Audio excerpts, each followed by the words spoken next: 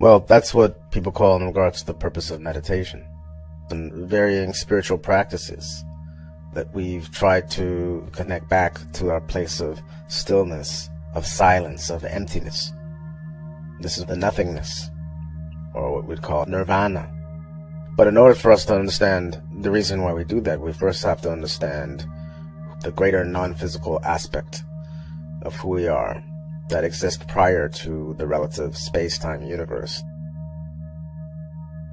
Before time even began, there was the void. And that void was without form or substance. It was unaware. You can think of it as a dreamless sleep. All that was, and all that ever can be, was the void. That exists in an undifferentiated state. Now, I understand that this concept is impossible to describe in language, because language implies communication, which implies existence. And fundamentally speaking, pure awareness does not exist, because it's the field of pure potential. It's not a thing, it's not a quantity. Awareness knows itself fully and completely, but knows nothing outside of itself, for there was nothing outside of awareness. It exists in a perfect state of wholeness. All that was is the void. Devoid of thought, of images, of space, of time, of concepts, of duality. Without this awareness, time and space cannot exist, because time and space requires measurement, and there was nothing existing to measure time and space. It was only infinite possibilities. So what we know as reality, based on our perceptual understanding of it, had not come into being.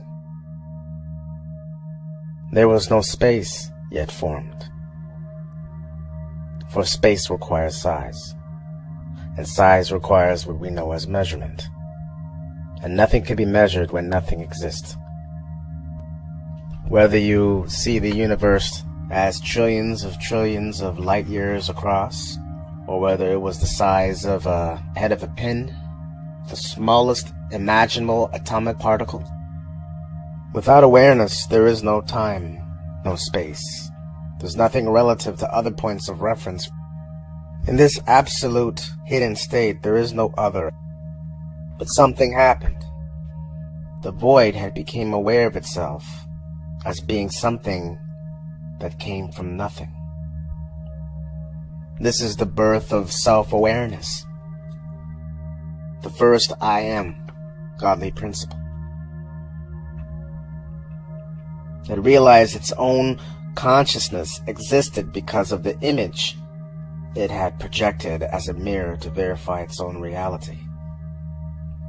This is the original subject-object split, the observer in the observed. Without this manifesting, the void would have no reflection, no evidence of its existence. Without this, it cannot be conscious. Without expanding self-awareness, it would still only be the endless void. The universe came into being by the explosive revelation of the self and the other. It was sort of a dream within itself. The first thought was something different from the self, something that can be watched, observed as separate.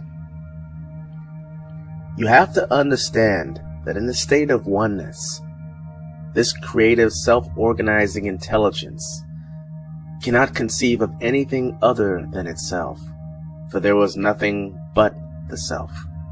The diversification process had to be created in order to create a symmetry breaking, if you will, by fracturing a part of itself off from the whole until it is in like a first person's perspective. This is done in order to conceptualize and self-reflect on itself through time. This illusory appearance of differentiation in comparison to other reflected dimensional perspectives of itself. And this can be achieved through the template of relative polarity, male and female, good and bad, big and small, and so forth. Consciousness is the quality of awareness that experiences itself as a distinct thing unto itself. It is the only thing that empirically exists. All experiences that anyone could ever have must take place within awareness. Otherwise, you cannot have an experience of them. You cannot experience anything other than you. All external realities observed are reflections of your inner reality, your vantage point of consciousness. Everything that we can perceive as things in our observable reality are mirrors of consciousness that reflect yourself back to yourself for a space-time experience. Consciousness is the identification with existence. It is the only thing that can be experienced. You cannot experience anything but yourself, as the self. So consciousness, you can say, is the building block, the foundation to everything that we perceive through the mind and senses.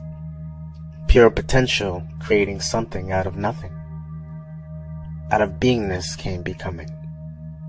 Out of thought came manifestation. All of these experiences that we have comes from pure awareness and its desire to know itself through all of its holographic fractal fragments, its facets of being, expanding itself infinitely through the contrast. This excitement of realizing that it can create endless amounts of energetic configurations of thought. There is a lot of stuff to play around with. We can get in there and be a part of it. This is what happens within Source. To participate within the imagined dream universe it had created. All of these ways of innumerable forms are there as vehicles of perception. It's an intelligent arrangement with particular vantage points of view through plants, animals, to humans. Infinite awareness playing finite awareness. The limitation game. The game to develop experiences of all sorts in this quantum soup, this vast electromagnetic spectrum of what we call life. And so it is up to us to remember who we are underneath it all. When we wake up to our true identity, where we can transcend the limits that we've placed upon ourselves. In enlightenment, you never really get rid of your personal story. You only stop identifying with it. The limitations that the thinking mind has devised for you to continue keeping you asleep in the game. The transition out of the game is when you become more aware of who you are. But these rigid, self-defined boundaries of identifying with our vehicles, our bodies, and the stories that we attached ourselves to will create personal suffering and anguish because it's unstable. It will aspire us eventually to go beyond it, to transcend it, to that which is boundless. Within each one of us, our God self exists. Perfect knowing. Blissful consciousness. Dual consciousness can limit our perception, but we must be aware that the whole, which is non-dual awareness, is what frees us from this limitation. When we want to go beyond it, when we so choose to wake up from the dream of identifying as a separate self-conscious being. This is our power of focus, because our focus becomes our reality. It's important to withdraw our attention from being stuck in the endless details of illusion, and that would mean everything that is perceivable. Your lucidity depends on what the center of your attention is focused on. If you keep focusing on what you see, it keeps your attention trapped and bogged down, fostering unrealized delusions. If your attention is focused on the seer, the perceiver, then you foster awakening. When you are awakened, awareness becomes aware of itself, aware that it is the source of all the projected reality. When this happens, you create a mental break from the conditionings, an endless stream of thoughts that create a false sense of identification. Be very mindful that nothing exists outside of you, external from you, because nothing exists outside of consciousness. What you perceive as external is just awareness fixating its attention to the mirrored projections, which are all phenomena. We must accept responsibility for all our created mental projections unconditionally, for they are just different aspects of ourselves projected outwards.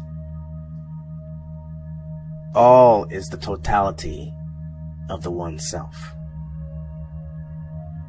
You are nothing, yet everything.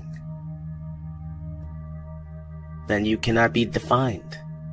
You cannot be boxed in, because you're infinite. And this is what it means by infinite potential. There is nothing that isn't you.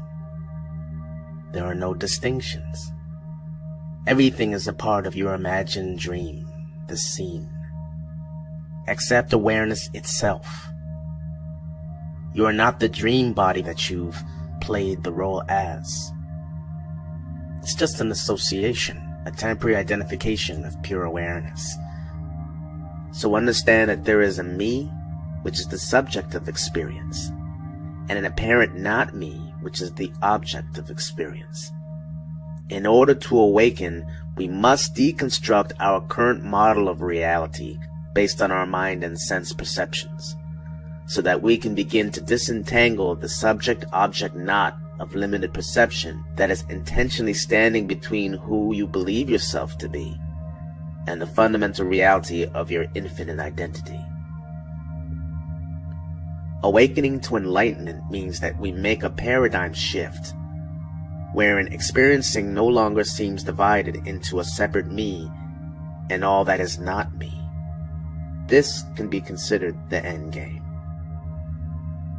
Only focus on that center of seeing, the awareness that you are aware of, that which is always whole, indivisible, and ever present.